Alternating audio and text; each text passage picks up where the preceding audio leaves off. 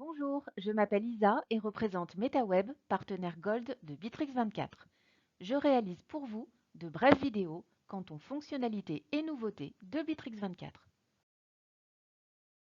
Dans cette vidéo, nous allons voir comment les utilisateurs de Bitrix24 peuvent recevoir différents accès aux données CRM en fonction des droits d'accès configurés. Configurez des rôles, attribuez-les à des employés ou à des groupes et assurez-vous que les managers travaillent uniquement avec les données nécessaires. La configuration des droits d'accès est effectuée depuis la section CRM du menu de gauche, puis onglet Paramètres et sélectionnez Autorisation. Le principe est très simple. Vous devez d'abord définir les rôles, puis attribuer ces rôles aux employés, départements ou groupes. La liste des rôles existants se trouve sur le côté droit de la page. Par défaut, Bitrix24 comprend les rôles de manager, chef de service, directeur et administrateur.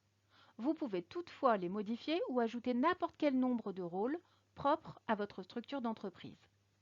Cliquez sur Ajouter pour passer à la configuration des droits. Sur cette page, les éléments CRM, contacts, entreprises, transactions, etc. sont situés verticalement à gauche. Quant aux opérations possibles sur les éléments CRM, elles sont situées en haut à l'horizontale.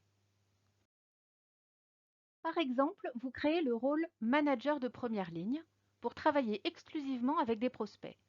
Pour ce rôle, vous définissez les droits nécessaires, toutes les opérations sur les prospects et l'affichage des contacts sociétés. Pour chaque opération, vous pouvez sélectionner plusieurs options d'accès dans la liste déroulante. Accès interdit, qui représente l'accès fermé. Personnel, uniquement pour les éléments dans lesquels l'employé est responsable. Personnel et services, le même que personnel, plus les éléments des employés du département. Personnel, services et sous-départements, plus les éléments du personnel des sous-départements. Tout ouvert, les mêmes que personnel, services et sous-départements, plus tous les éléments pour lesquels l'option accessible pour tous est activée.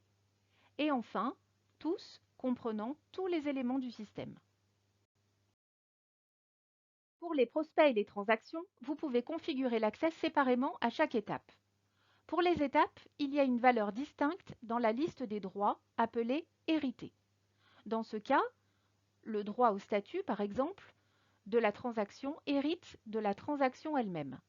Par défaut, toutes les étapes héritent des droits de la section principale. Si vous définissez un droit spécifique pour une étape, il sera plus important que la valeur par défaut. Si l'option appelée Laisser modifier les paramètres est activée, l'utilisateur peut modifier manuellement tous les paramètres d'accès. Une fois les rôles définis et configurés, vous devez les attribuer aux employés. Pour ce faire, cliquez sur Ajouter le droit d'accès. Vous pouvez alors attribuer un rôle à un utilisateur, un département ou un groupe spécifique. À droite, vous verrez une liste des employés et des départements sélectionnés. Enregistrez les modifications pour terminer la configuration des droits d'accès. Alors, que se passe-t-il si un utilisateur reçoit plusieurs droits d'accès? Par exemple, vous attribuez un rôle à un département et un autre à un employé. Dans ce cas, il y aura un conflit de droits. Par exemple, un employé travaille dans le département des ventes, son département a le rôle de manager et personnellement, il a le rôle d'administrateur.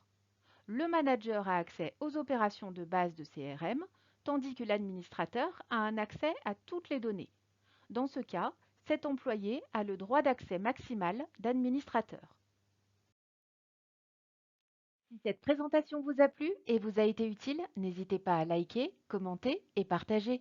Je vous remercie pour votre écoute et vous retrouve bientôt dans d'autres présentations.